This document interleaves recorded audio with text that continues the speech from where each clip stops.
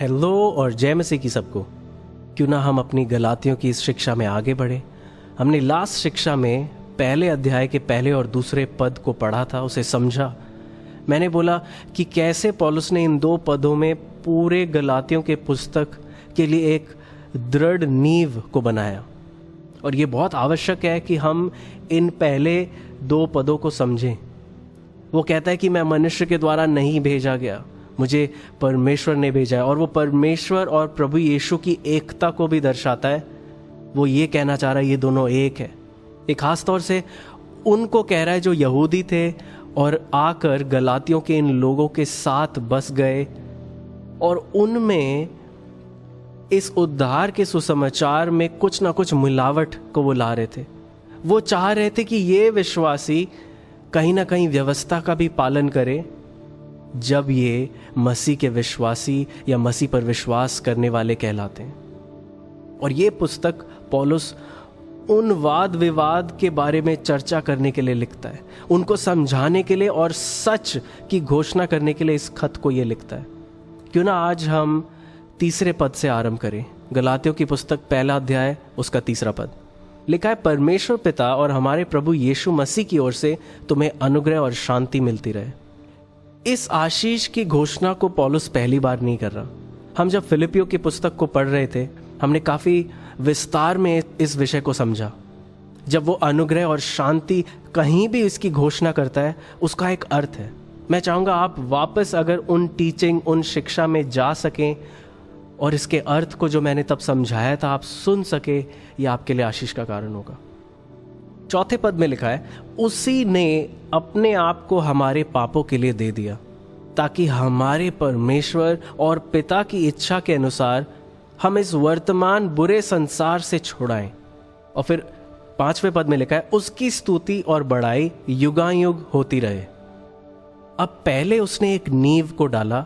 उसने अपनी बुलाहट और अपने भेजे जाने के विषय में समझाया कि उसका ये जो सुसमाचार प्रचार है वो ना केवल एक व्यक्ति विशेष के द्वारा आया है, वरन स्वयं परमेश्वर ने उसे प्रकाशन दिया है। पता है ये क्यों ऐसा कह रहा है? वो इस बात को दर्शाना चाहता है कि जो कुछ पौलुस प्रचार करता है, संदेश देता है, वो अपने मन से, अपनी कल्पनाओं से नहीं कह रहा, वो एक प्रकाशन है।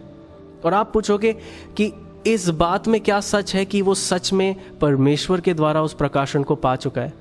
सच ये है कि वर्षों पहले भविष्यद्वक्ताओं ने जो भविष्यवाणी करी थी मसीह यीशु के विषय में, यशायाह ने, यिर्मयाह ने, वर्षों पहले, उसी का प्रचार पौलुस भी कर रहा है। और ये संदेश उसको किसी चेलों से नहीं मिला, उसको स्वयं प्रभु यीशु ने ये संदेश सुनाया। उस सुसमाचार का प्रचार उससे किया कि ये खुद उद्धार पा सके और बहुतों के लिए ये उद्धार का कारण बन सके। तो जो कुछ ये प्रचार कर रहा है मेरे प्रियो, वो वचन से मेल खाता है। जो कुछ पुराने नियम में लिखा गया है उससे मेल खाने वाली बातों को पौलुस कर रहा है और ये दर्शाना चाहता है कि देखो ये सब मुझे परमेश्वर ने प्रकाशन के द्वारा दिया है ताकि तुम मान सको कि किसी मनुष्य ने मुझे नहीं भेजा, ताकि लोगों को ये चेतावनी दे सके कि कैसे कुछ लोग मनुष्य की शिक्षाओं को फैला रहे हैं और इस अनुग्रह के सुसमाचार को प्रदूषित कर रहे हैं। और चौथे और पांचवें पद को जो हमने अभी पढ़ा, अब वो सुसमाचार का प्रचार कर रहा है कि मसीह यीशु आए इस पृथ्वी पर, अपने आप को हमारे पापों के लिए उन्होंने दिया। क्यों? ताकि हमारा और पिता का रिश्ता फिर पुनर्स्थापित हो सके। यही परमेश्वर पिता की इच्छा थी। आइए हम छठे पद पे जाएं। इसमें लिखा है, मुझे आश्चर्य होता है कि जिसने तुम्हें मसीह के अनुग्रह में बुलाया उससे तुम इतनी जल्दी फिर कर और ही प्रकार के सुसमाचार की ओर तुम झुकने लगे। आपको पता है, जिस दिन हमने सुसमाचार के प्रति हां कहा, हमने अपनी अधीनता मसीह यीशु के उस अनुग्रह के सामने दे दी जिसने हमें बचाया। और जैसे हम इस सुसमाचार के संदेश से मुंह मोड़ते हैं, हम अपनी अधीनता उन विषयों को देते हैं जिसके कारण हम अपना मुंह मोड़ लेते हैं। जहां कहीं हमारा ध्यान भटता है, हम उन विषयों के सामने अधीन हो जाते हैं, उनके सामने झुक जाते हैं और अपने स्वामी को भूल जाते हैं। और इस बात को जानकर पौलुस आश्चर्यचकित हो गया क्योंकि उन्होंने एक संदेश को नहीं त्यागा, वरन एक व्यक्ति को त्यागा जो सब कुछ छोड़कर इस पृथ्वी पर आया ताकि हमारा और परमेश्वर के साथ वो रिश्ता फिर से पुनर्स्थापित हो सके। और 7वें पद में कहता है, मेरे प्रियो, वहां और कोई दूसरा सुसमाचार है ही नहीं। वो कहता है, पर बात यह है कि कितने ऐसे हैं जो तुम्हें घबरा देते हैं और मसीह के सुसमाचार को बिगाड़ना चाहते हैं। तो सच यही है कि एक ही सुसमाचार है जो हमने सुना है, और वो है अनुग्रह का सुसमाचार।